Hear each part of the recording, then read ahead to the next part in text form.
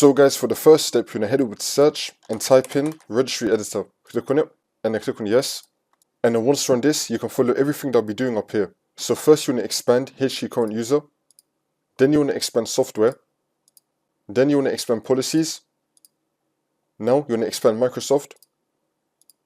And now you want to expand Windows. I'm going to make this a bit bigger.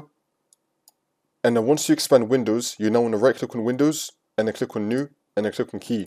You want to call this key System. Spell it the same way how I did with the same capitals and lowercase and then click on Enter. Now you want to click on the System folder and now this will appear on the right side. Again, you can follow everything that I did up here. And then once you're in the System folder, you now want to right click on the white space and then click on New and then click on dword 32-bit value. We're going to call this Disable Registry Tools. Spell it the same way how I did, same capitals and lowercase and then click on Enter.